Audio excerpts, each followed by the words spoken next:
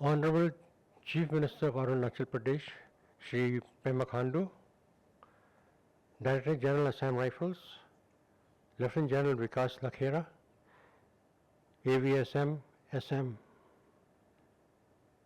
Miss Alfred K. Arthur, Member of Parliament, Manipur Outer Constituency, Lieutenant General P.C. Nair, PVSM, AVSM, YSM, PhD, retired, Director General USI, Major General B.K. Sharma, AVSM, SM, retired, all the past DGs Assam Rifles, distinguished guests, ladies and gentlemen. Good morning to each one of you. To start with, I would like to thank the Indian Army and the Assam Rifles for holding this event to honor a forgotten hero of the Northeast, Major Bob Khathing. Thank you very much. Reminiscing on the life of Major Bob Khathing, my late father, is not so easy for me, as I may not be able to suitably say what can be said about his role as a true nationalist and patriot of the country, serving the country he loved as a citizen, a soldier, and a bureaucrat. But I will try to share my thoughts on my late father. Lieutenant General P.C. Nair has just highlighted the journey undertaken by him to bring Tawang and the areas south of the Bumla Pass, McMahon Line, under the governance of the Government of India. From that date of declaring Tawang a part of India till the end of February 1954, Major Bob Khathing was posted as the Assistant Political Officer, APO, of Sela Sub-Agency and promoted as Political Officer of the area known as Coming Frontier Division. During this period, he ensured that the interests, needs, and welfare of the residents were well taken, making the residents know that the Government of India was an extremely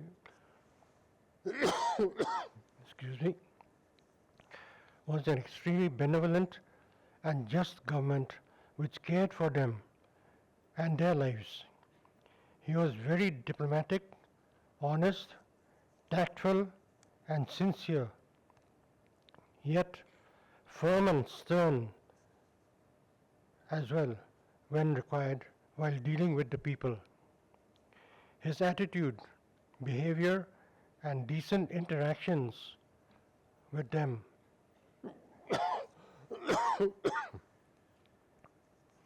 won him their confidence and trust. Much later, in 1962, for his second stint in the region, when the Indo-China War took place, he requested Delhi to transfer him from Sikkim, where he had been serving for just 4 months, and post him to Nefa, which the Government of India did, posting him as the Chief Civil Liaison Officer with the rank of Brigadier attached to 4 Corps at Tezpur.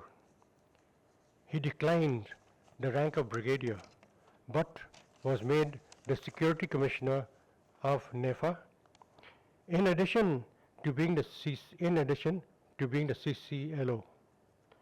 In this capacity, he toured various places in Nefa to assure the people that the Government of India was with them and would give full support to them and to help in the re-establishment of administration in the region.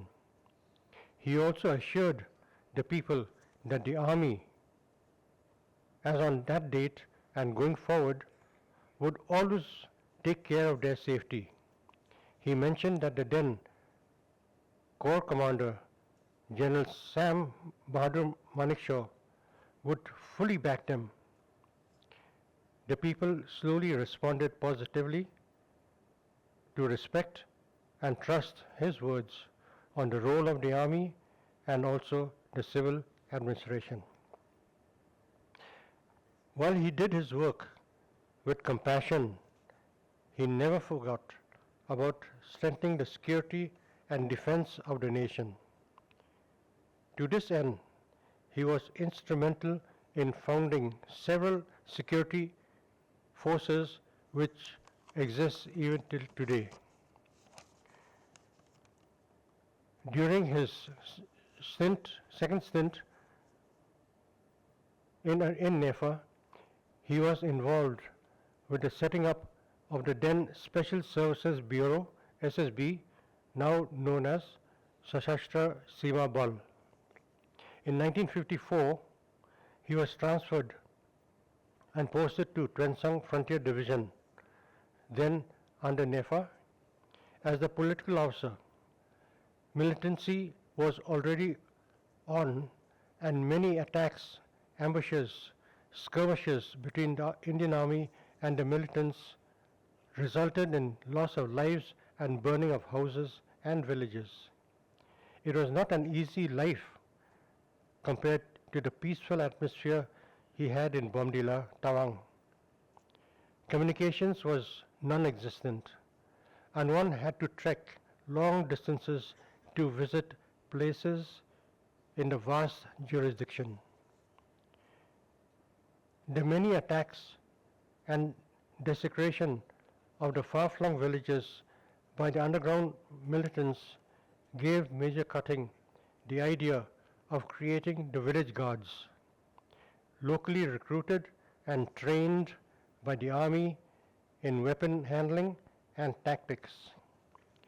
The Government of India accepted his proposal, and the village guards were formed in March 1957. In 1967, he was posted as Chief Secretary of Nagaland, which had become a full state. During his tenure there, he took the initiative for the creation and formation of the Naga Regiment, which was finally formed in 1971 as a way to channelize the proud warrior spirit of the Nagas towards safeguarding and securing the security of their homes and the nation. He also had a role in the creation of the Nagaland Armed Police, NAP. Major Khathing also had the opportunity to represent India in international matters and garner peace, praise and goodwill for the nation from other countries. In early 1961, the government of Australia requested the Indian government to depute an officer well versed in tribal affairs and administration to study and report on the inhabitants' residents of Papua New Guinea, which was then under the administrative control of the government of Australia. The government of India chose and selected Major Bob Khathing for the deputation, which he took up in April 1961. With his personal experience with the tribes and customs of the people of Nefa, Twensang and Mokokchung, Major Khathing completed his work within 3 weeks and submitted his report to the government of Australia, who were very surprised at the short time taken, but were very grateful and very happy with the report. This was a significant contribution on his part for the country by creating a positive name for India with a foreign friendly nation. From January 1972 to January 1975, he was appointed Ambassador of India to Burma. This assignment was totally different from his earlier army and administrative duties. However, he settled into the role and carried out his duties in his usual normal ways. Besides the routine work, he had two major subjects to look into. One was to try and help the many Indians who had fled Burma when the military junta overthrew the civil government, leaving all these Indians behind, making all the Indians leave behind all their earned assets like houses, goods, business, and wealth. The other was the boundary demarcation between Burma and India along the Kabau Valley. Both were immensely challenging, with the issues continuing till today. But Major Khathing gave the best in doing what he could to the best of his abilities. Major Khathing was a man of few words. He never needed to find excuses to explain any shortcoming of his in his work or duties. He knew what was required to meet his targets and pursued the task at hand with full conviction and dedication to meet the objectives. He never shirked from his responsibility in his duties. Granted, he may not have succeeded in realizing all the objectives, but his sincerity and honesty was always evident and visible. I would not hesitate to say that my father, Major Khathing, was a genuine family man who took great care of his family at all times, in spite of being heavily engaged and occupied in his official duties. He tried to spend as much quality time with us, his children, whenever possible. Even though we wish we could have gotten more time with him, we honored and loved his presence and also his advice to us in our growing stage, which helped prepare us for the future. He had a passion for angling, for fishing. Whenever he got a chance, he would go off to angle, wading through knee-deep flowing rivers of Nepal and Nagaland. There was so much joy and relaxation when he reeled a good catch of fish of assorted sizes and weights. Another favorite pastime of his was gardening.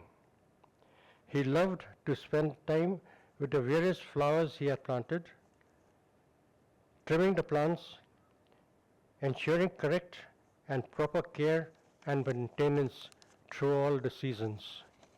His favorite plants were roses and orchids. True to his army roots, he loved his evening drinks. His favorite was rum. Though various types of liquor were available to him, he remained loyal to rum, his Lal Bahadur as people call it, even while he was serving as ambassador. Not very many would think that he was a good cook, but he was a fantastic cook. Besides that, he loved very good food. Major Bob Khathing died on January 12, 1990.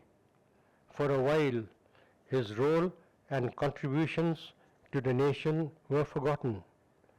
But I'm happy to observe that in recent times, he is getting recognized for his achievements, especially by the government of Arunachal Pradesh and the Assam Rifles. I'm very grateful and thankful to them for what they have done.